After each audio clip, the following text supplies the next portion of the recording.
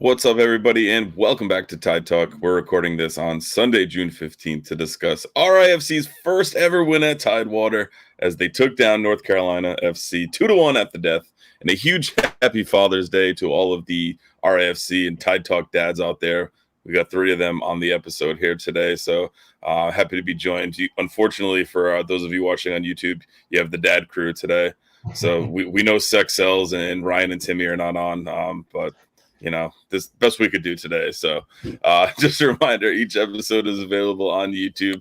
And if you're watching now, please take a second to subscribe to our channel. Click that like button on this video. You can also find us on your favorite podcast applications like Spotify and Apple Podcasts. And if you listen on one of those, we'd really appreciate it if you took a minute to leave us a 5-star rating and a short review, as it helps more people find our podcast. One last plug, if you're not already, go check out the RIFC Club Collector app and enter the code TideTalk25, all lowercase, all one word, to get an exclusive pack added to your collection today and watch me grow my lead at the top of the match day contest. So cozy up, crack a beer with Dad.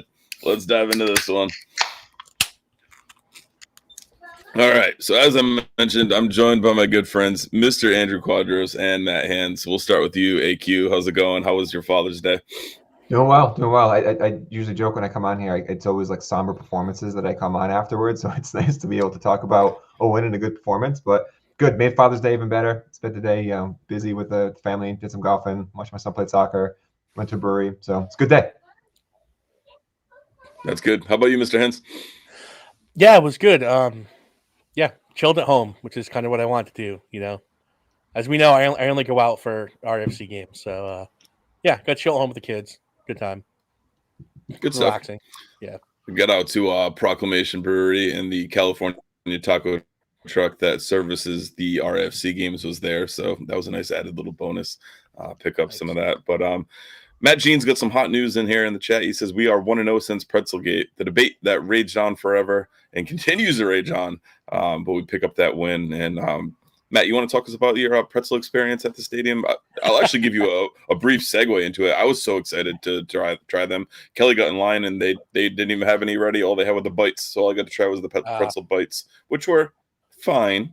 7 out of 10 fine. Yeah. Well, that's scandalous because she was in line next to me, and I got 3 pretzels. Like, we ordered at the same time. Did you get the last ones? I don't think so. I ordered 3 pretzels. They gave me. We literally ordered at the same time. I got my pretzels, and she got pretzel bites. Something going on. Something's going on here. I might have to investigate. Talk us through your pretzel gate, Hands. No, I'd never had them. Sarah and I each got one. Yeah, I like them. I would say they were undercooked, but I almost feel like they were trying to get them out quickly. Maybe it's my guess. I don't know, or something. But yeah, really good. I did hate the sauce though. Cheese sauce was trash. I don't know what these other people are talking about. Absolutely disgusting, but doesn't need it. Pretzel itself is amazing. So even being undercooked and doughy, 8 out of 10, probably 10 out of 10 if it's a proper cook. So still recommend. Tyler backs you up there with the pretzel definitely undercooked. Andrew, how was yours? How was the cook level on yours? It was actually funny. I saw your tweet earlier, and I thought you said it's overcooked. And I thought relative to the ones that I got before, it was like baked a little bit extra, which I preferred them the way it was before. But I still loved it. I thought it was great. I definitely don't think they're undercooked. Like, part of the appeal there is that they're still kind of like soft and warm. Yeah, I like it that they were doughy, I think, and a little bit under, but I don't really mind it either. I don't mind it, so I liked it anyway. But I think for the average person, that might have been a little bit under. I like them doughy. And I go raw. I don't go any cheese. I eat them raw. Yeah, it does need a cheese. We got the goat Don Lindbergh in the chat saying they are undercooked too. Yeah. So we've got a lot of undercooked, filtering in the chat there. But Pretzelgate continues to rage on. We'll talk about it. We'll report back on it as much as we can, as best we can. I'm dying to try the cheese sauce now and get that, and maybe that's a separate debate. So Matt Jean, you can pencil that one down. That could be another space. The cheese debate under the overhang. Breaking news, you heard it first. But let's switch gears a bit. We'll dive into this game.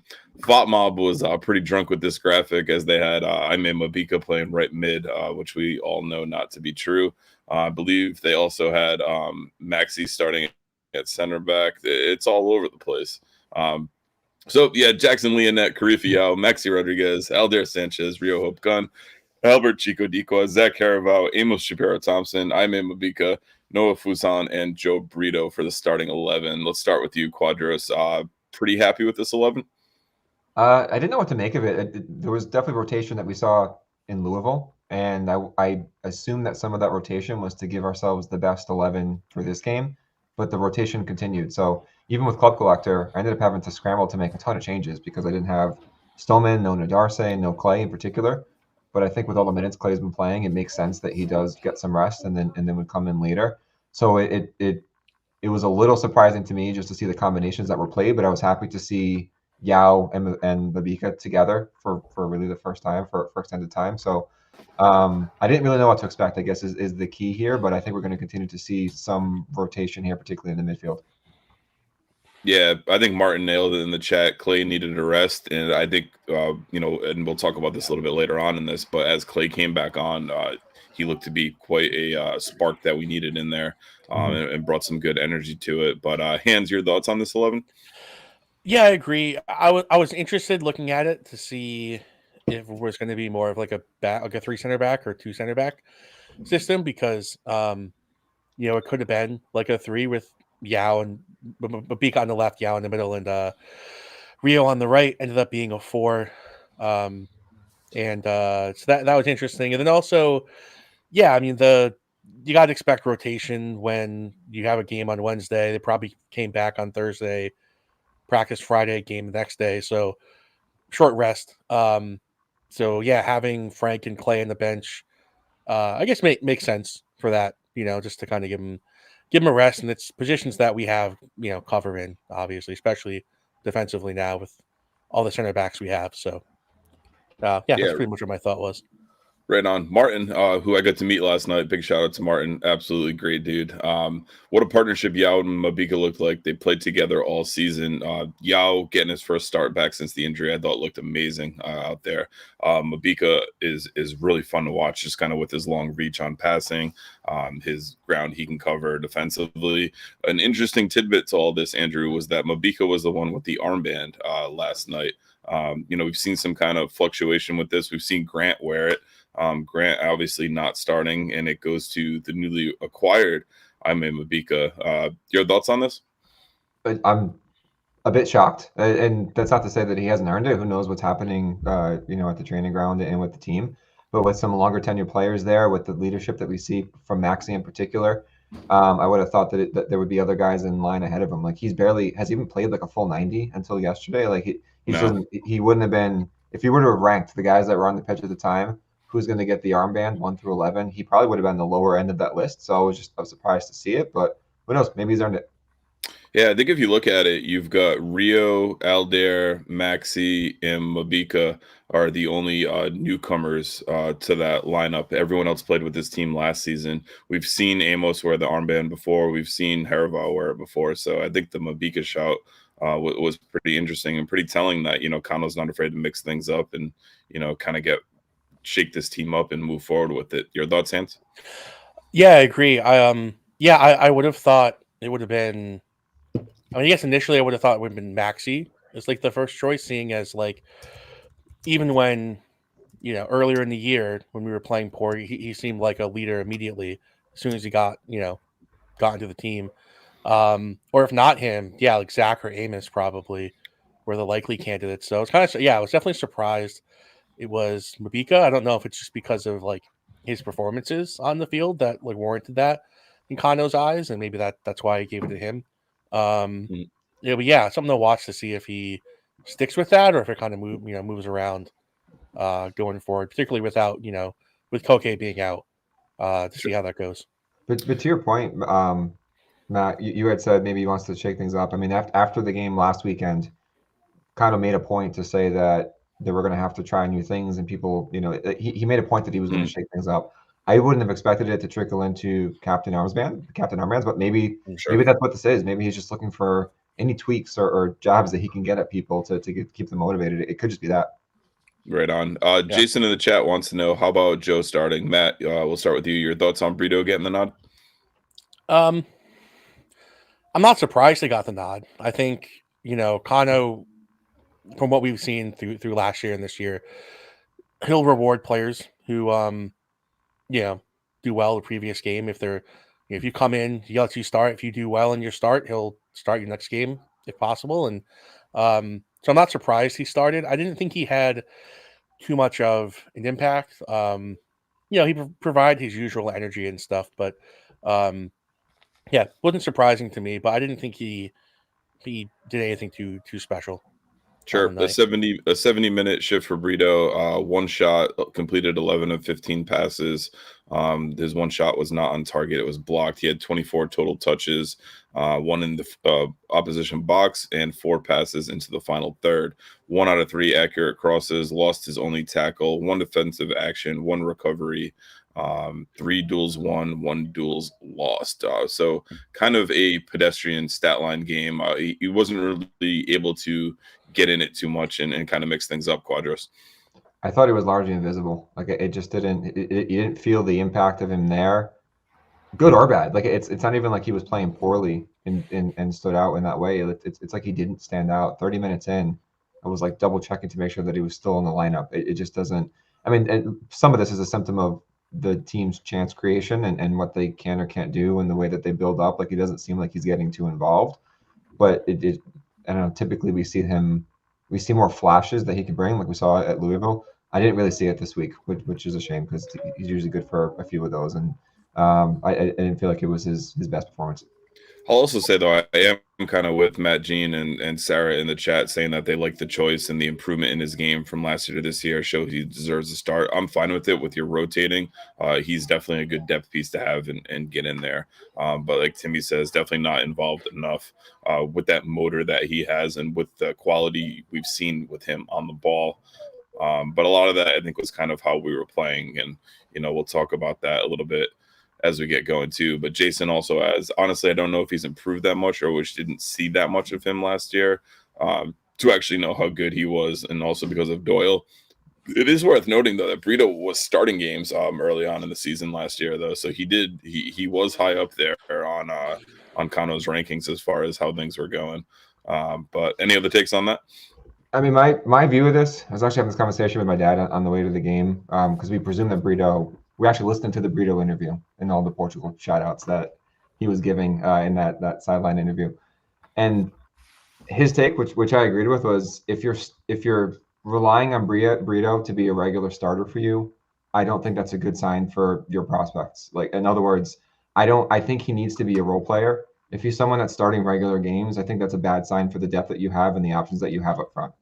And it sounds harsh. Maybe it is, but I don't think he needs. I don't think he should be a regular starter for this team. Spot starts, rotation, I think is fair because he puts in the effort and he has good shifts.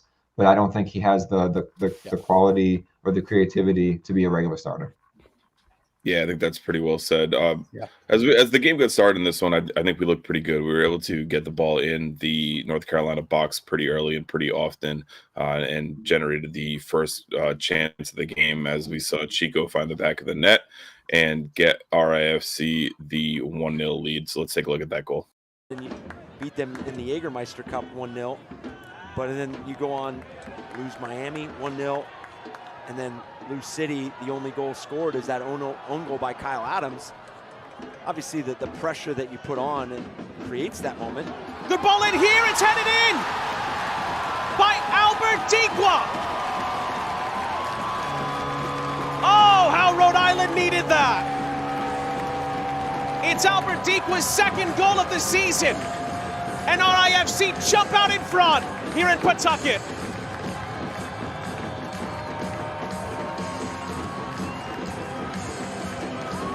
Just as I'm highlighting the pressure that they put on to create that goal at Lou City, the pressure that they have put on since opening kick has been tremendous, and it is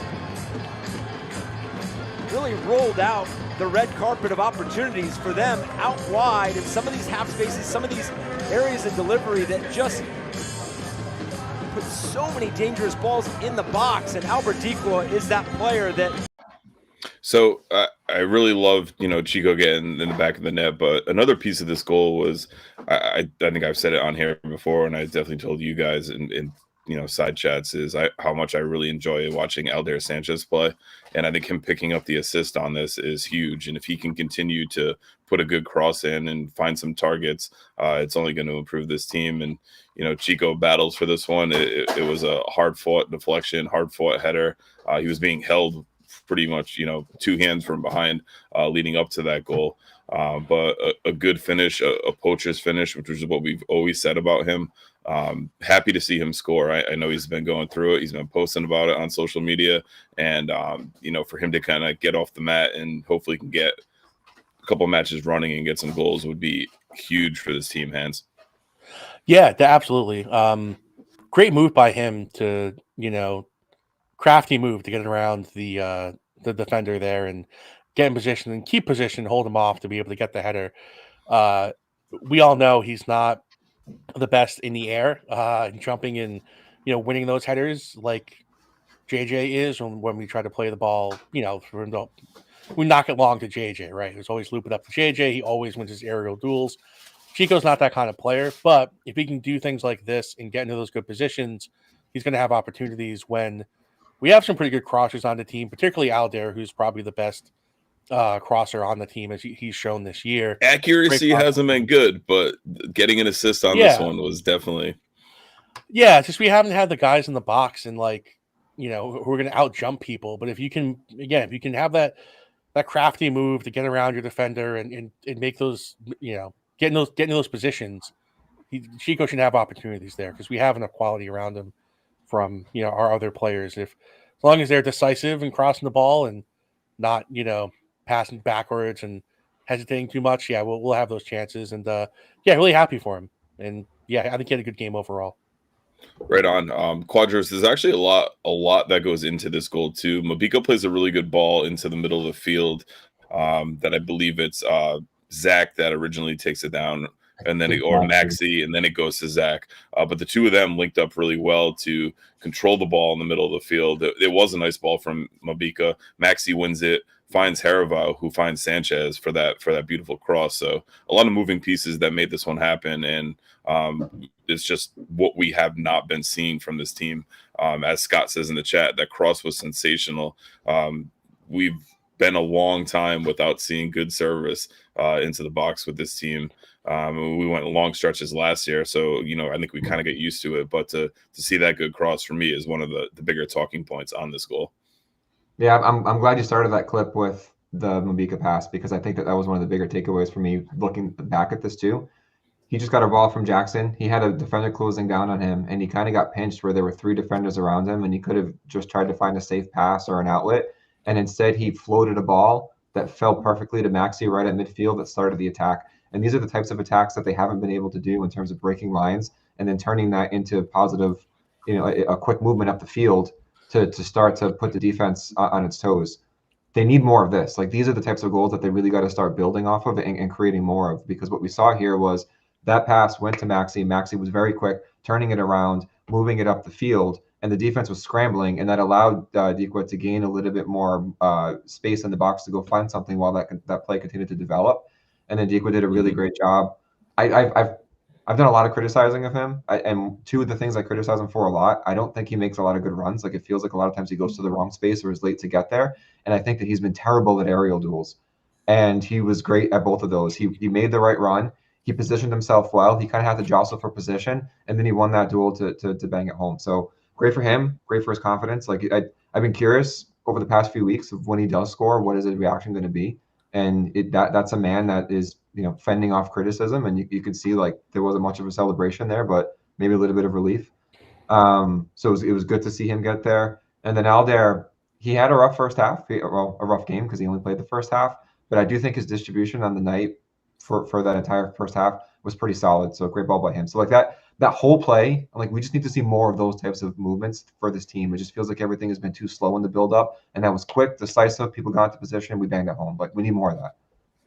I also look at the Aldair sub as, him possibly getting some rest, as he's played a ton of minutes as well, and will be taking on his former club in Sacramento Republic. He actually created the most chances in the match. He created 3 chances in his 45 minutes, completed 20 of 23 passes, had 30 34 total touches, 3 out of 6 accurate crosses, 1 out of 3 accurate long balls, had 5 defensive actions, 2 recoveries, and 1 clearance. So Aldair's a lot of fun to watch. He's like a little ball of energy. You know, and to see him kind of getting some good crosses in is really exciting. Go ahead, Matt. I know you're. Yeah, I'm itching to talk about Aldair. I was gonna maybe wait until we talk about halftime subs, but I'll just do it now. I don't want to be too hard on him because he's played like nonstop because we don't really have a backup left back, or maybe we do now have someone else who can play there, which we'll get to. But yeah, I thought defensively on his side we were terrible, and everything in the first half, and everything North Carolina was doing was coming down our left side. Yeah, to me, yeah. He was only dribbled past once in the game though, so I do want to put some stats on that eye test stuff. Well, no, he was caught out of position is the problem, and I don't know how much of that has to do with the instructions from Kano and where he wanted them to be, particularly like in build up or when we had the ball forward. But that space behind him was open all half, and as you will see when you bring their goal up, that's exactly where it came from. Although that one, I would say he wasn't in terrible position, but we'll get to that when we see it. But I think overall, we had to make a change there anyway. I think it's easier to make that change because he had a yellow card and because he probably needed rest as well. But yeah, they were attacking that spot because it was wide open. And whether that's on him or whether it's on Babika or Yao for not getting out there and covering. Whoever the overlap center back was. Yeah. Or maybe like Amos. But Amos is already doing a ton of other stuff in midfield. So, who knows? This is where maybe we need Ryan's slides for this to kind of. I think so. So what I thought. Hey, stay tuned for all of you. I have slides for later. It's not what you expect, but I do have slides, and it'll create some high entertainment value. Love it. High FQB. For Aldair, I think watching it live, I thought he had a really rough first half. Watching doing the rewatch now, the two things I paid particularly close attention to were Amos, because I think I changed my opinion on how he played, and Aldair, where I don't think he was as bad as it seemed live, and I do think a lot of that had to do with positioning. So it was because I think that he was so far up the field, and a lot of times he wasn't just far up the field, but he was also like toward the center, and they did look to expose that. And I don't think that they did a good job of really shifting over there. But what I noticed what North Carolina was doing too, they played like they kind of have like the forward and then 2 supporting players underneath them, and then they had 2 like wingers / wingbacks. And what I noticed what they were doing is they were bringing all 5 men up. So what it was doing was you had our 3 defenders with Aldair pinched up, and then Amos was kind of hovering back there, and they were overloaded. So there was a free man open, and they were setting this up in a way where they had the free man open on Aldair's side, and as soon as they got the ball, they cut over to that side. So they were attacking it, but I don't think they were attacking Aldair. I think that they were attacking the space that was left behind by Aldair. And I'm curious if teams are going to start to do that more now because they know that they like to play with Aldair further up. And if that's the case, the team has to figure out what to do to cover there because the center backs aren't quick enough to cover and shift over. So that's something that I think they have to work on. I think particularly with Yao and Mabika really there as well, because Yao and Mabika aren't going to be quick enough generally to get out there. Center back, I don't think is. I mean, as much as we love them, we could probably get out there in like 2 steps, but still. But then he's getting caught on the way by. That's the problem with him. Yeah. So. Yeah. Right. Exactly. And Martin likes your take there. Agrees with you, Andrew. They targeted Aldair. They overloaded that side. I'm going to pull up another comment. I like what Tyler said. Aldair has been really strong defensively most of the year, so I'm not too worried about long term from last night. I think that was a well-executed tactic from North Carolina, like you mentioned, and it's just kind of finding out which center back of our now healthy center back stable are we going to rotate through. I know Matt Jean said in the chat earlier, so we'll talk about it when we get to the second half. We had the big beefy back line out there for a bit, and that was fun to watch. We had all the bigs in. That was a really fun one, and it actually allowed that's what allowed Frank to get so far forward, and I'm getting ahead of myself on that one. But we'll take a look at the North Carolina FC goal that leveled it in the 35th minute and brought us to the half. Last 20 minutes. A siege that will continue out to this far side. Red shirts are queuing up here, but it's a wonderful run, and goodness gracious me, it's an exceptional equalizer. Rafa Minsingen is a one-man North Carolina wrecking crew. And John Bradford's side find the equalizer, and it's one of the highest quality from start to finish.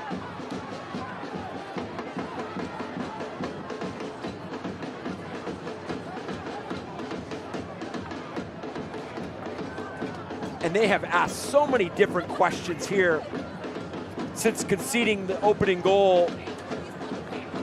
Menzigen just picks up this ball about 30 yards away from goal. And instead of driving at that end line where North Carolina has found some success, he decides to ask a different. So definitely wanted to let the full highlight play there and get all the different angles on that one because, you know, Sanchez does get pantsed. He is kind of dropped and meg throughout. Mabika just goes down like a redwood in the forest. I don't know if anyone heard it, but just an absolute clusterfuck of errors happening to RIFC there. You know, I think Sanchez you can kind of forgive on that one because he's recovering on an overlapping run there, and you know he's always going to get kind of dragged back on that. But when you see Mabika go down as soon as Sanchez gets megged, it's like, what the heck's going on? I do have to admit, I actually saw this one from the top of 117. I was coming down with my $6 glizzies in a tray, and I'm walking down, and I saw that, and I'm like, oh shit, that was bad. But you know, a lot of errors there. Timmy says in the chat, commentators mentioned this should be nominated for goal of the week. No thank you. This should no way be close to goal of the week. This reminds me of ESPN not top 10 plays. And you could add some cartoon sound effects to our defending at that, and it's just kind of because shit happens. You got guys on skates. Mabika needed a little cat nap, you know, and going from there. So Hans, take us through your thoughts on this one. Yeah, pretty much what you said. You know, yeah, I mean, Aldair got cooked on that play, and then Mabika kind of cooked himself and fell down. Just a wild sequence of events. Fell down like me and the tailgate. So big shout out to Matt Hans for making it into the stadium. We thought he was dead.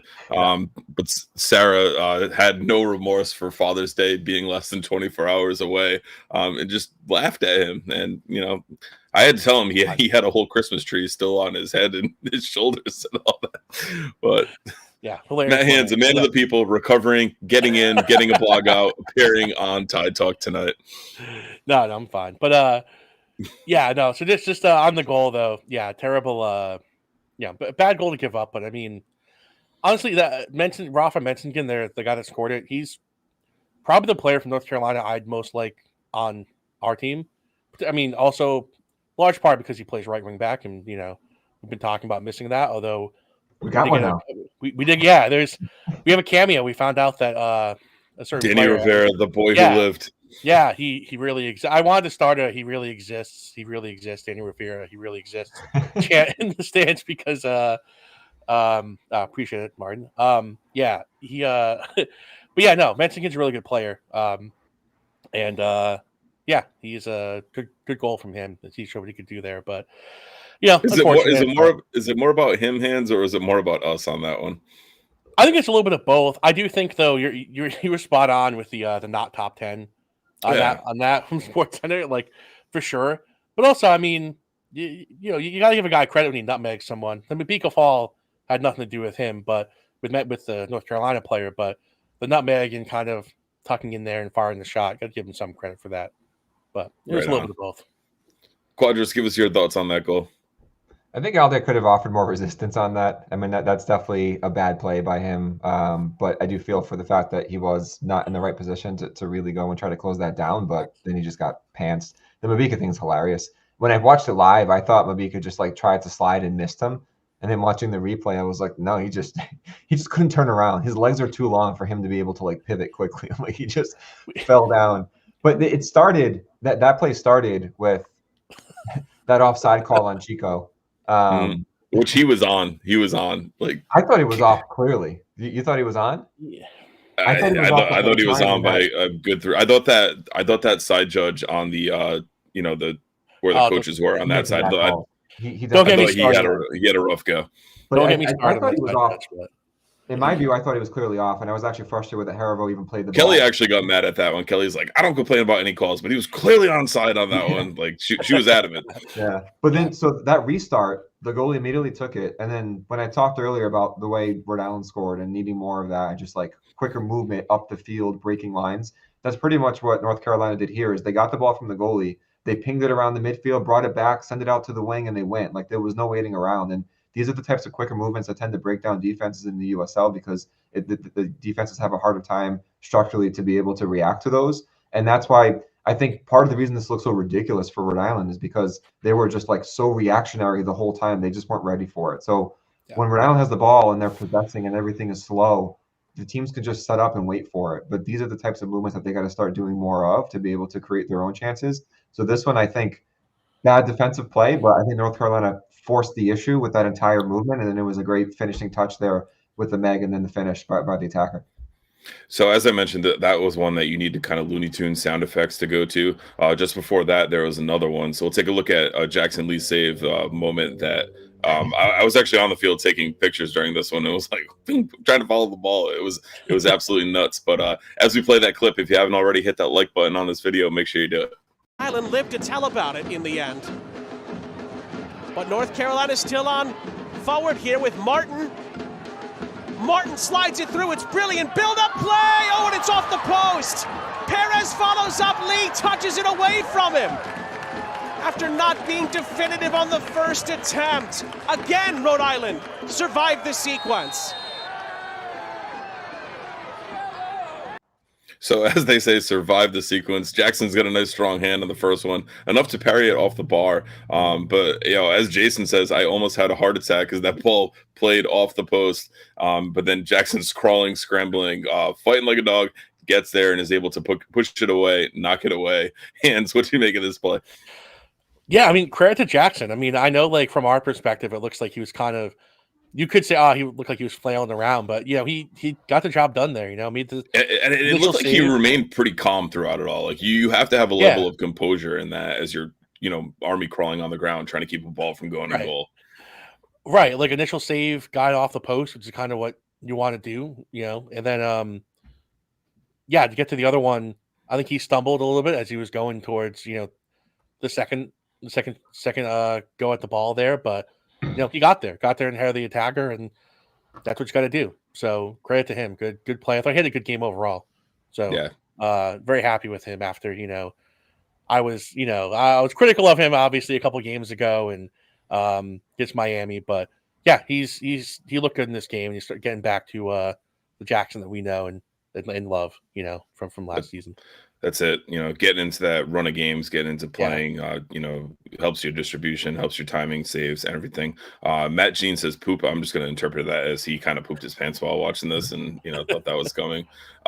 Sarah throws an interesting point in the chat. So feel free to give your take on that wild clip, Andrew, of Jackson saving that goal. She says she thinks the field is too wet. We've seen 2 Saturdays in a row now where it absolutely downpours during the day, and they're still soaking the shit out of the field with hoses pregame.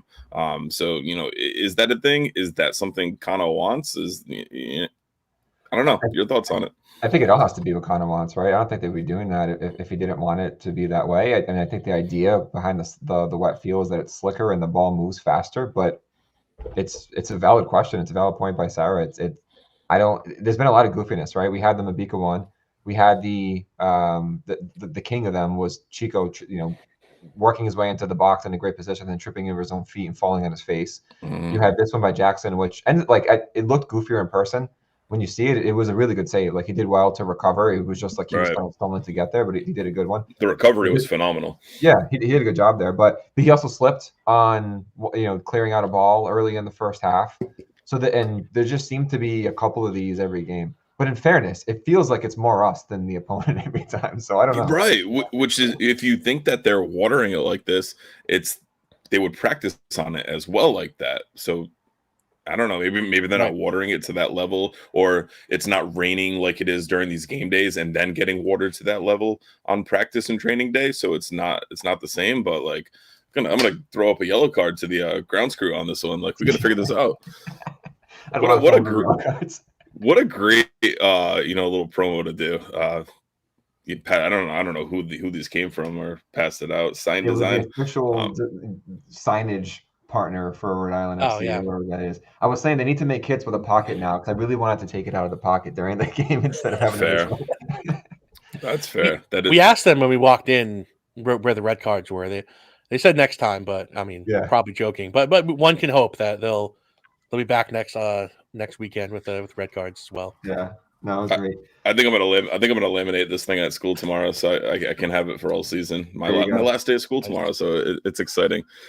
Martin says in the chat he rewatched the game today. Rewatching games is I think an absolute awesome thing to do, especially if you go there and you just kind of take in the whole fan experience and cheer on the team. If you're anywhere near the supporters group and you really want to see how the match played out, a rewatch is definitely I think an essential piece, and I think you'll appreciate the team a little bit more if you do so. So that's a good shout from Martin in there. But we'll put a pin on the goal. Tyler made an interesting comment about it. Looked like FIFA set to beginner level because of the way they were just passing right through it. What I found interesting after that goal, and I was actually a bit concerned, was that there seemed to be some like infighting and frustration with the team after, like, whenever they were going back to reset. Like, they were all communicating and it was very heated. Like so I was worried that after the momentum that they had built to take the lead, that this was going to set them down. But I think they reacted well to it. But I was worried about what the reaction was going to be, just seeing how the level of frustration amongst the team immediately after the goal. Good to see that regroup, and good to see that, because what I've seen from the supporters level is a lot of blame after goals. So the fact that they were able to talk it out, hash it out, I think is a big improvement, because we've seen a lot of blame, we've seen a lot of hands, and pushing away people, and then it kind of goes on and performance suffers after that. So, but in the moment, that's what I thought it was, and that's what I was right. concerned about. It seemed like it was that, but it was positive. They reacted well. So good. First half stats in this one included 57% possession for RIFC. We were outshot 8-5. They had 4 shots on target to our 2. One big chance for us. We actually converted it. They had 0 big chances, as their chance came from quite a few defensive mishaps string together. RIFC completed 199 passes at 84% to 134 at 75 for NCFC. 7 fouls for Rhode Island, 8 for NCFC, 3 corners, and 1 for NCFC. So a pretty balanced first half as far as stats goes, and the scoreline, did reflect it as well. Any other big talking points from the first half either of you want to get to that I missed, or you want to roll into the second half? Yeah, I'll just say real quick. I think those stats kind of track with what North Carolina has been like this year. If you look at their other numbers, like overall in the season, it's pretty much just been like that. Like they're comfortable ceding possession. I thought after we scored, they, really tried to press more, came out of their shell a lot, and it worked for them. But yeah, it was pretty much kind of what. Yeah, that pretty much goes along with what I would have expected out of them, basically. Right on. Only other thing for me, you had mentioned Jackson's distribution. It does feel like it's been improving. I think Timmy had mentioned that too. What I've enjoyed seeing is I feel like Koke is really great at distributing the ball with his feet, and I feel like Jackson's starting to grow into it with just distributing it with his arms. His throws. He has very good throws. Yeah, so like it feels like he's leaning into that strength of his and really helping to spring attacks that way. So I thought he did a good job with the distribution last night. FQB is a little late to the chat. He was putting the kids to bed, so we'll allow it. But he's calling for the pretzel comments on the first half. If you go back and watch the beginning of this one, I think we spent about 5 minutes on the great pretzel debate. As Matt Jeans dubbed it, and we've gone on and carried that on. One more point on the first half. Sarah says, I love the new words on the screen and the yellow cards. They're trying to get the casual fans more involved, with the atmosphere and the game itself. So good stuff seeing that on the team. But we'll jump into the second half. NCFC, came out. They had a bit of sustained possession. We had a bit of sustained possession. The first half of this second half was pretty boring, and neither team could really kind of get a foothold in this one, Hans. Yeah, I think you're right. I think I remember them, having a couple of chances like right away. I think there was one where the North Carolina the player had like a touch in the box. It was just too heavy of a touch, and if he didn't have too heavy of a touch, he gets a shot off there. So they were a little bit threatening then, but I thought we kind of grew into the half and played a lot better. And big halftime substitution there that I was very excited about. So, yep, the Cuban Missile Crisis erupted pretty early for Matt Hans, as Frank Nodarce was subbed on at halftime for Aldair Sanchez on the assist. And then we saw a couple more subs throughout this one. And I think we'll talk those and kind of talk more big picture about the second half before we get to the goal. We saw Clay Holstad come on in the 70th. We saw Isaac King come on in the 79th. The boy who lived, Danny Rovera, making his RIFC debut in the 89th, and Taimu Okiyoshi getting on in the 90th minute. So how'd you view the subs in this one, Quadros?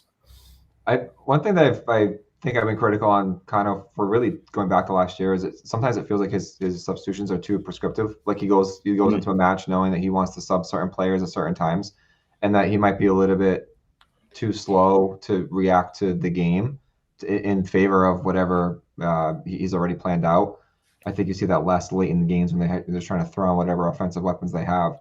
But I like the fact that at halftime he recognized, like we talked about earlier, there was a hole there with the way that they were playing, and he made a change. So whether it was Alder's play, whether it was his positioning, whether, I don't know if it was a tactical change or purely a personnel one, but he recognized that something needed to give, and he made that change. So credit to him there. I thought all his substitutions really changed the game in a positive way. Frank absolutely changed it in a positive way. I thought Clay came in, and the moves to push out Amos to the wing and have Clay really be that distributor. It's like unlocked things that the team wasn't able to do beforehand.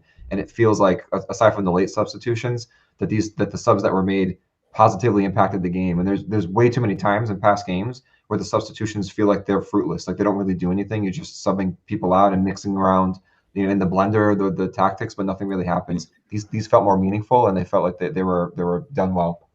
I think the interesting piece is you brought up about waiting too long to get in it. Outside of the No Darcy sub at halftime, Clay was the next one at the 70th minute, and then we didn't see another one until 79, 89. So they were late subs, but those late subs did impact the game in such a tremendous way. And we'll start with Clay. Clay came on and played 20 minutes and had 21 of 22 passes, 95%, one chance created, 1 out of 2 shots on target, 30 touches in 20 minutes. Really got on the ball a lot and really looked to make things happen. 4 passes into the final thirds. He was 4 for 4 on accurate long balls, dispossessed 0 times. He had 1 interception, 3 defensive actions, 3 recoveries, 2 duels won. 1 in the air, 1 on the ground. So Clay came in and had a tremendous impact on it in just 20 minutes. And then we look at Frank, who had 45 minutes, but the full second half had an amazing impact on this game, and we'll talk about it a little bit more. Completed the most dribbles in the match at 4. He was 26 of 28, nice and tidy on his passing with 2 chances created, won the penalty, 40 touches, 1 touch in the opposition box, 4 out of 4 successful dribbles. Matt Hans is getting really excited as I'm reading these. I can definitely see that. 3 passes into the final third, 3 out of 3 accurate long balls, 2 out of 2 tackles won, an interception, 5 defensive actions, 5 recoveries, 8 duels won, was fouled once, and then had his yellow card and committed 2 fouls. But an absolute banger from Frank in the second half. So maybe the rest did him well. Go ahead, Hans. Wax poetically. Yeah, I got to do it. No, he was awesome, and this is why I love Frank. I totally get the criticisms of him being too lackadaisical back there, right? Too nonchalant. And I always joke with Ryan that he's just a chill guy. I mean, he's no Dean Huyson, but he's just a chill guy back there sometimes. But he no, when he's on and he cuts out, he's focused and cuts out some of the mental errors. He can be this good. He was great, recovering, running back. And I feel like that's probably what he did better than Alder. Quadros was talking about, yeah, Ronaldinho. Quadros was talking about if it was more of a tactical change or just a for like thing when bringing Frank on. And I think I don't know, probably a bit of both, but I do think he was better getting back and covering than out there was. And Frank can do that. He showed that last year too. And then, him getting forward, was awesome. I think it's hilarious. I laugh. It's hilarious when he goes forward and nutmegs a guy like he did a few weeks ago, I think. And I don't think he nutmegged the guy here, but he definitely got around, took a couple guys on and got around him. And he was, not shaving, not all the way. Yeah, no, he was great. And I was last thing I'll say, I was joking. If anyone's seen the meme of there's this like old guy who's a Manchester United fan, and he was outside the stadium, and they're asking him about his favorite player, and he's talking about Wan-Bissaka, and he gets all emotional about him making tackles and how great of a player Wan-Bissaka was, and that's that was me, yeah, that was me last night during the second half after the game. You know, he was awesome, so I hope he continues to play this way because he can, and this is why that's why I love him so much. So Awesome. I was very happy with his performance. Hop in the squadrons. Just for some Tide Talk sausage making insights here. So I was sitting in the front row. Timmy was right behind me. Matt was like 1 or 2 rows behind him. And every play Frank did that was good. I hear Matt yelling at Timmy, "That's another +1. That's another +1," referencing the player ratings. So it was great. So no, Frank was great. I wasn't sure where you were going with sausage making. So I was a little worried, but that went well. Yeah, this is a Tide Talk player rating sausage. That's how it gets to me. Timmy's gonna love that. The player of the game for me was Karifa. I thought he was hands down the best player. I thought it was tremendous. If I had to vote for a second player, it would be Frank. Like I thought Frank, like we said, he changed the game. He brought so much to the defensive soundness, to the ability to move forward. He was flying up the wing on his dribbles. He was creating trouble for the defense, and then obviously he won the penalty at the end. So I think, Matt, in your Riptide report afterwards, which is great, people really need to read those, you had said that this might be his best game in an amber and blue kit, and I can't disagree with you. Like if there's a better one, then it's close. Like he was really, really good on this one. He didn't make any mistakes, or at least any notable ones. He seemed to be very focused. Like he was great today or last night. Let's take a look at Karifa's full game stats with the 90 minutes played. He had 1 shot, incredibly. He got a nice header on goal. 63 of 71 accurate passes at 89%. His 1 shot was on target. He had 87 total touches, 1 in the opposition box, 11 passes into the final third. I think when you think Karifa Yao, you think that like bone-crunching center back. I think of his first challenge back at Bern where he absolutely blew somebody up for New Mexico United, and it was like, oh shit, this guy might not last the full 90 and get a couple cards here and there. He had 8 of 11 accurate long balls, so the passing last night was really on display for Karifa Yao. 1 out of 2 tackles, one block shot, 7 clearances, 3 headed clearances, 10 defensive actions, 1 recovery, 7 duels, 1 was fouled once. Just an absolute fill up your stat sheet night for Karifa Yao. And I'm with you, Quadros. He was my vote for man of the match in this one. I thought he was absolutely incredible for a full 90 minutes in his first full 90 minutes of the season. Yep. Hands, you look like you want to hop in on this. No, he was really good. Yeah, and his passing was great, especially compared to we used to get worried with him on the ball, especially like earlier on last season. Yeah, for sure. Pretty much all of last season, really. We would get worried with him on the ball, and he seemed more comfortable there. Obviously, Mbabika next to him, comfortable on the ball as well. So you can have 2 like really physical, powerful center backs, but they can also pass and progress the ball. I think you're in a really good spot. I would have had, Kevin's always been a huge fan of FQB's been a huge fan of Yao. I probably would have had Amos. I think I had Amos as my player of the game. I thought he was great, playing in that 6 role that Matt, you had talked about. I think last pod that we so desperately needed with Ibarra out. So. But yeah, I mean, a lot of guys. Good to know Connell's listening. Right. yeah. No, I thought Amos was great in that role. And I know Quadros was not as high on him as I was initially. I don't know if you changed that on the rewatch or anything. I know you kind of mentioned earlier. I did. I think it's because I have this perception of Amos of like he needs to be more involved in the build-up and in the attack with his speed, and just getting in people's faces. And I think sitting in a more passive role, I think in my mind, I was like, I wish we had Ibarra back. Like, I think he would have played like he plays that role better. But rewatching it and realizing what his role is intended to be, how many times did we say last year that Ibarra is the unsung hero because he's just doing everything so quietly? And that's what Amos was. Like, I still think that they were playing him a little bit too close to that defensive line. I think a lot of times what happened is when our defenders got the ball, Amos was like too close to them for him to be like a valid passing option because defenders were kind of in the area. I'd rather see him gain a little bit more space there. And I think that some of that might have been just in terms of counterattacks, being able to be in a better position or close to the defensive line to help out. I still think there was a little bit of work that needs to be done in terms of in those defensive transition moments, like communicating with the defense to understand who's picking up who, because we got caught out a few times. But overall, I think that he did a good job. I also think that he wasn't tested too much, just in terms of like a pure defense, the last man before the defenders, because North Carolina seemed to be really working the wings in those angles. I think a lot of it was playing away from Amo. So like I don't think he really had to stand up to too many challenges in front of those center backs. But for what he was asked to do, to recycle the ball, to be an option for the defenders, I think he did a really good job there. And then when he moved out to the wing, when Clay came in, I thought he was really lively on that wing. So I think I was lower in his performance than I should have been. I wouldn't put him in man of the match territory. Like I'm not as high on him as you were, but he was better, much better than I realized when I did the rewatch. Well said. Before we go to the money shot and talk the penalty and leading up to it, let's talk about this back line that we saw in the second half. Martin's calling it our most creative center back pairing.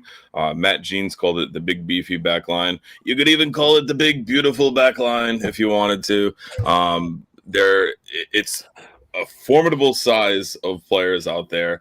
It seemed to unlock Frank and Yao differently, although Yao was playing at such a high level throughout this one. But Frank being there with Aime and with Yao seemed a little bit more free. Hands, is this our best three center back pairing going forward? Yeah, if you're talking about Yao, Mapika, and Frank, I think. And Frank getting kicked out wide, whatever, however you want to kind of configure it. Yeah, because it seemed like we still kind of had a four with like Rio at right back, and then I don't know. There's a lot of decisions to be made. I would say for Kondo, we were talking about this in our like Tide Talk chat that we have like. I know that Dewhurst never, we don't expect him to play, but if you include Dewhurst and then Hugo, hopefully coming back from injury at some point, we have like 7 center backs on the roster, so there's a lot of like guys that can play. And you can actually start. But yeah, I think, of course, I'm biased, and I'm going to say Frank has to be out there. So any center back grouping with Frank out there is going to be good for me. But yeah, I liked him in that role. It's interesting because I kind of viewed it as him playing. Well, it was him playing for Aldair, so I kind of viewed him as more of like a left back, and he got forward really well. And it's kind of a weird thing to have like a right-footed center back basically playing left back for you. So I'm not sure. Like I don't want him to replace Aldair necessarily. So I'm really interested to see how Kondo kind of approaches this going forward, whether he does go with a 3 and kind of go back to that 3 center backs and 2 wing backs or what he ends up doing, because we have a lot of depth there. So probably didn't answer the question, well, but that's the best I can do. No, you're good. You made it. Jason, that's what I was going for with mine. Ryan can probably do it better because Ryan's had more Negronis than humanly possible in the last couple of days in Europe. He might come back with an orange tint to him. But before we take a look at the goal and the penalty itself, we had Todd from Footy New England posting in the chat, was that the softest penalty ever? I've read people posting about this on Twitter. Let's start with you, Andrew. Soft penalty, does it matter? Was it a penalty? What do you got leading up to this? I think it was a penalty. I can see the argument that it was soft, but I think it was the right call. And you hedged because there seems to be a wide margin for referees deciding on these things, particularly late in games on goals that will decide the match. We saw that just this week with Maxi and Louisville, and we saw it in Miami with Frank getting taken out in the box, and then the call was made outside the box. So like, there's always a lot of hesitation to call these, and I think a lot of times you see calls like this not get made. So when you're matching it up against those, I could, if this wasn't called, I don't think I'd look at that and say that was egregious, but I do think the call should have been made, and it was. So I think it was the right call. But on the scale of definite penalty to definite no foul, it's somewhere in the middle, skewing toward the penalty side for me. Yeah, I agree with you. I think that's well said. I think you nailed it. With this league, it's almost like they tell them, like, don't give penalties. Mm-hmm. Like, act on the air of caution. Presume it's not a foul. We saw it with Frank last week. I think that one was clearer than this one, but I do think you said if you rate it on a scale of 1 to 10, I'm going this is a 7-8 penalty all day. I think it's much closer to absolutely was. His foot got stepped on. He went down. It looked, obviously I'm in the opposite end zone seeing that. I'm not in tactic view like you guys, but to me, even watching it back, I thought it was a stone cold penalty. The haters are going to hate. They're going to say it was soft, and that's why we won. Fuck them. That's it. I think it's a penalty. Other people will say it wasn't, but I'm with you. Hands. Yeah, I think I think it was. I pretty much what Quadro said. Like, I think it was. I think it was on like the less egregious end of being a penalty, but it was a penalty, I think. Ball's a fall end of the day, I think. Yeah, it was a foul, definitely some contact. He didn't like the defender, didn't get a touch on the ball, so it wasn't like you can look at that. So yeah, I think it was definitely a foul. And I have to mention, side note, but like a couple minutes before that, when Clay had the ball down, Matt, or way earlier, you mentioned the side judge, the offsides calls, and that side judge on our side. Most people, if you see me in the stands, I'm usually like, I was more animated yesterday than normal, but usually I'm more like calm and not really knocked to the head really got you going. Yeah, I guess so. I was flipping out. I was apoplectic. I'm a blogger. I have to use a bigger word. Apoplectic, I guess, in the stands. No, I was losing my mind because there's no chance that ball was out on the. There's no chance that ball was out on the line, and Clay was going around him doing the Gareth Bale. If you've seen the Gareth Bale goal in the Copa del Rey final, he blew past Bartra. Right, he knocked the ball forward, ran out of bounds, blew past him. Yeah, that ball did not go out of bounds at all. And I thought that was going to cost us the game. Like, because I was like, that could be our chance, or could have been a really good chance. There's only a couple minutes left. I mean, it might have even been in stoppage time at that point. It was really close to minute 90 anyway. So yeah, I was losing it about that. But anyway, so for me, getting the penalty is justice anyway, no matter what you say, because that was such an egregious call. I was flipping out. And Timmy can probably attest to that, as he was like a heroic dude in front of me. So that's it. So let's take a look at the penalty, as Andrew and I'll ask you, Matt, as well. Was it anyone other than Maxi to take this? No. We're all in agreement. No, had to be.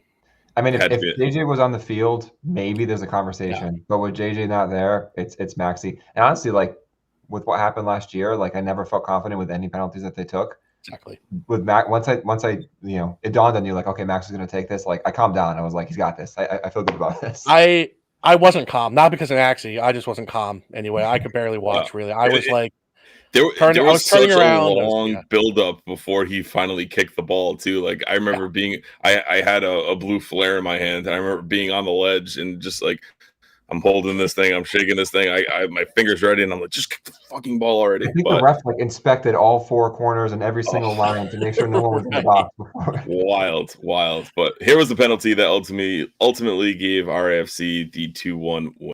Pressure packed on top of him.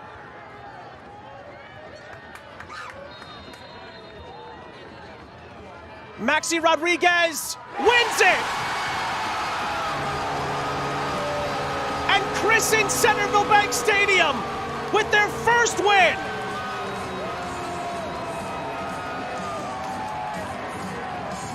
Maxi Rodriguez is just made for the big moments. He was simply never going to miss. And surely now, Rhode Island finally get their first win in their brand new park.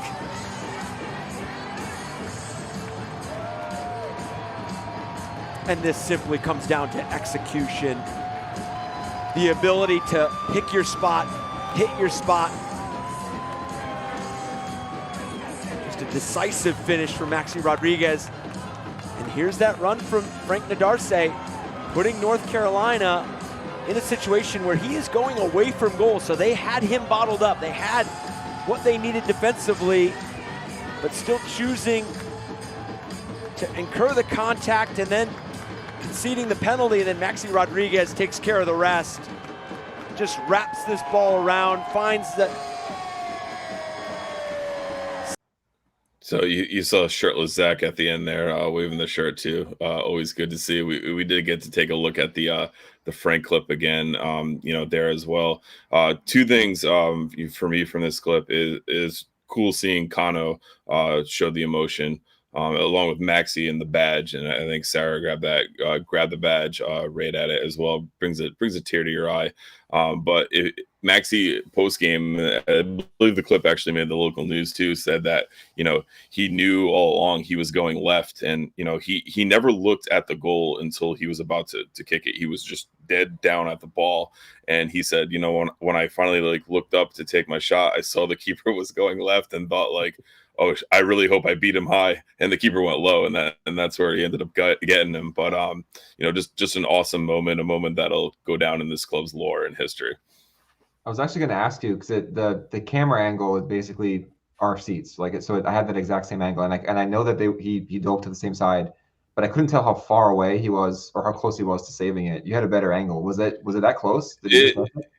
It was much closer for comfort than you would have imagined. He beat him high, which is what got it. The goalie was just going bottom left, and Maxi probably took him about, I would say, belly level, and just tucked it over him. But close for going the same side. That was pretty tight. Yeah, got it done. Yeah. Hans, your thoughts on the whole proceedings? Yeah. So, real quick, before he took it, I was turning around, looking at the crowd. Then I was like, am I going to watch this on the screen, Dribbletron? I don't know if I can watch him actually take it.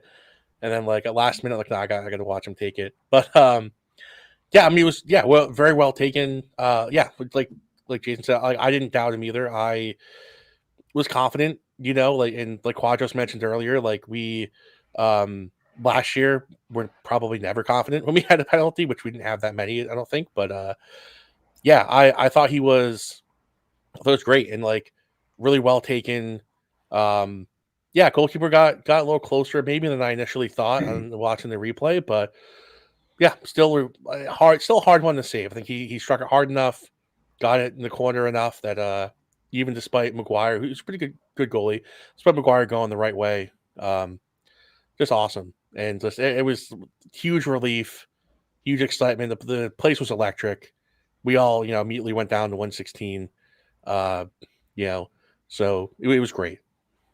Good I stuff. can't remember if it was in the, I think it was Timmy's play ratings, and sorry if it was in your Riptide report, but the weight that Maxi had on his shoulders in that moment. So with the team struggling, with the bad vibes there, with the team not being able to score at home, the team not having been able to win at home in 6 games, with it being the last kick of the match, there were so many things that were adding weight to that moment, and he just didn't even hesitate. He just stepped up and buried it. So good on him. I mean, he was ice cold in the moment, and we needed it. Right on. Sure. Final stats for this one were 57% possession for RIFC, 43 for NCFC. We outshot them 16-10. Good seeing all those shots get on target. 6 of those were on target for us, 5 for NCFC. We created 2 big chances to their 0. We completed 410 passes at 83%. It would have been fitting if it was 9 fewer. 301 at 79% for NCFC. 15 fouls committed for us, 16 for them, 7 corners for RIFC to 2. I thought we were finally getting a free Chick-fil-A sandwich with all those corners, especially with the big beefy back line in there. I expected maybe one to finally fall and come true, but I don't think we're going to see that this year. I'm hammering the under on that bet. Corners have been disappointing, I'll say. We don't have to get into that. That's a Ryan Slide subject I'm going to ask him to do, because I'm so frustrated with how our corners have been. It's all their set pieces. I was frustrated on the rewatch too. The corner kicks are over and over again, and the free kicks, it's the same thing where you float it to the backside and hope someone puts it back in. It's the only 2 moves they have. They need more creativity there. Yeah, I'll just say one quick thing on the corner kicks is a lot. We go near post a lot, and usually used to be we'd have JJ there often when he's healthy. Then it's been Frank. Yeah, exactly. And we were going near post in this game, but we had Rio over there. No offense to Rio, but we have Mabika and Yao. We can't have one of them over there, and they're way too far away. They're far post, past the far post, and never kind of work. And maybe you're gonna try Mabika and Yao kept running this. I'm sorry, Mabika and Maxi kept running this little circle off each other too, and it just never got to either one of them. Yeah, that's what I'm saying. I'm sure they're trying to run set a pick or kind of run, almost like an NFL play, right? I've heard Yep. set piece coaches talk about that. Like, but we need a tush push on our corners. Yeah. Coach, I mean, I don't know if we have one or who that responds. Martin agrees with you. Timmy, stop swearing in the chat. We don't like that. Austin McPhee is my guy. That's the of course the Villa guy, but also the Portugal guy. Quadro. Portugal, yeah, he came up here. He's Scottish, but he's great. But anyway, yeah, I digress. Can I ask about the corner kicks? Everyone keeps saying we're going to get a chicken sandwich if they get it. Where has this been said or posted? Like, I haven't actually seen it anywhere written that we would get a chicken sandwich. Do we know this for fact, or is this just a rumor that's just become fact? We also know that writing things down and passing along the information is sometimes a struggle for this organization. So the language right before, but everyone's saying we're gonna get the chicken sandwich. I was like, who said that? I can't find evidence of this anywhere. Yeah. I think maybe it's an assumption. Who knows? But we'll take a look at the socials now, get all those responses in. If you haven't already, make sure you hit that like button as we get a lot of people in here. We'd really appreciate it as it helps more people find our show. Hitting the Defiance 1636 Discord, we had Sarah P with her RIFC in 3. Fine a fucking Lee. Mine was Jackson Lee's shirt. That's it. Right behind me. History. First keep your shirt from the first win in the new stadium. Absolutely love it. Big thanks to Jackson. He was great talking with him post-match. Super excited. More on him after this. Andrew Quadros had Karifa was fucking great tonight. He was my man of the match vote. Tyler had his good first goal in front of supporters. Better atmosphere despite a smaller crowd. They reported 7K at this one. That was definitely I'd hammer the under as far as the betting in there. Tyler's best was first one at Tidewater. Our good friend Leo had good. Someone other than JJ converted a penalty with confidence. Better taking the momentum back out of half and keeping it by force. Best collective fight, focus on pushing forward together, and individual moments of brilliance from many players. RIFC in 3, and Kano's top of his lung scream, forward unto victory. Tyler came back with RIFC in 3. Remember your first. We got some more man of the mat post chat there. Terrace had his good. Chico scored. Better, we converted a penalty. Best, we won. Gut 3 needed points. Defiance Vice President Matt Jean with good. Pretzel stand was open. Yeah, we talked about that. Better, Chico. Best, the vault was electric. RIFC in 3. It's just the beginning. We've got some more pretzel chat making me dig deep in there on this one. Terrace had RIFC in 3. About damn time. And then Larius had good. No Darcy as a left winger. Better, Yao defensive masterclass. Best, the fault erupting in delicious, joyful noise. Thank you for everyone who wrote in on the Defiance Discord. We'll take a look at the Tide Talk RI Twitter, and you can again follow us on all of our social media accounts at Tide Talk RI. We had Mike Moniz with RIFC in 3. Frank the Tank. Good. Chico getting on the score sheet. Better. Frank's play once subbed in was best on the pitch. Maxi slotting home the penalty with authority for our first home win was his best. On Instagram, WTM1970, RIFC in 3. What a win. Booth Hill Brewing had good, controlled the possession. Better. Players came out and played physical. And defense was great in the box. His best was big win after a touch stretch.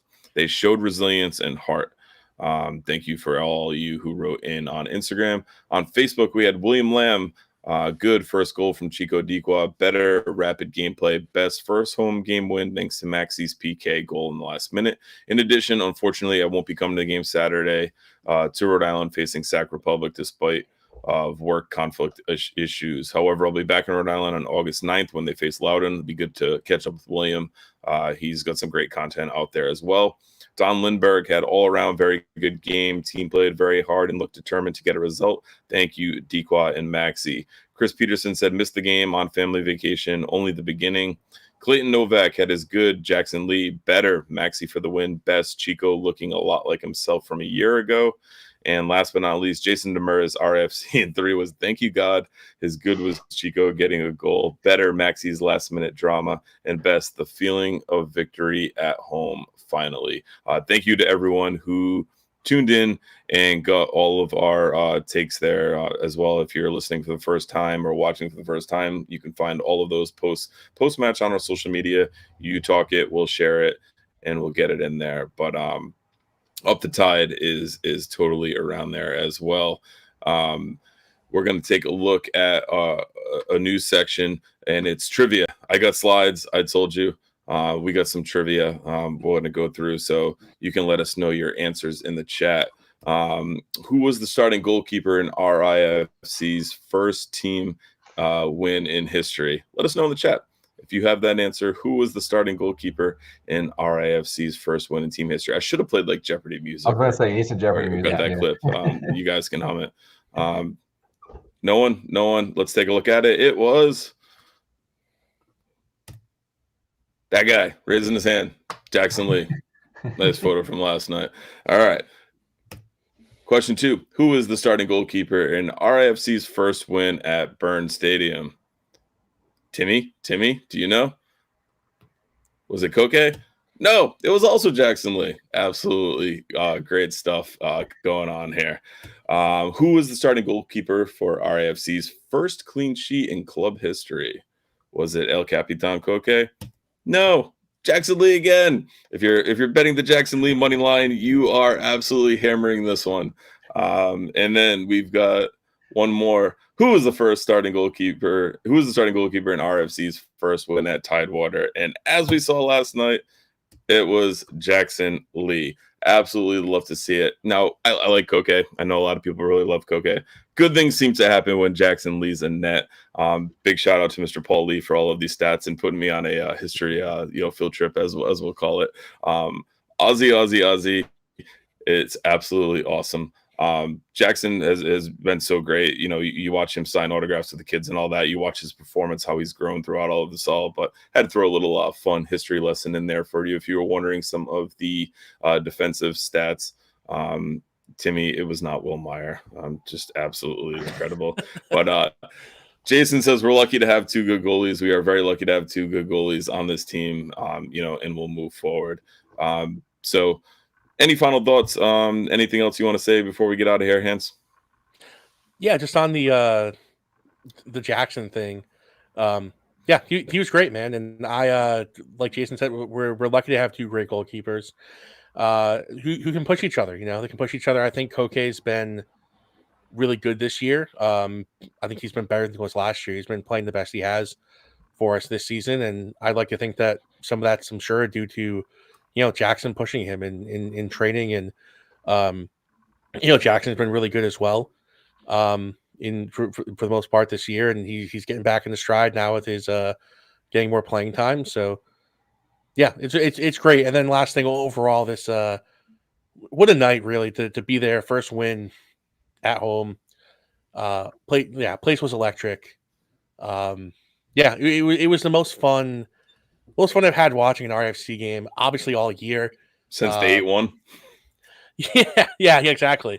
Yeah. Well, I mean, regular season. You did some playoff traveling, yeah. Oh, yeah, I was at the playoff game. I didn't go to Indy, but I went to the other 3. But I think, for a regular season game, obviously most fun this year. Even more fun than the Westchester 4-1 was great.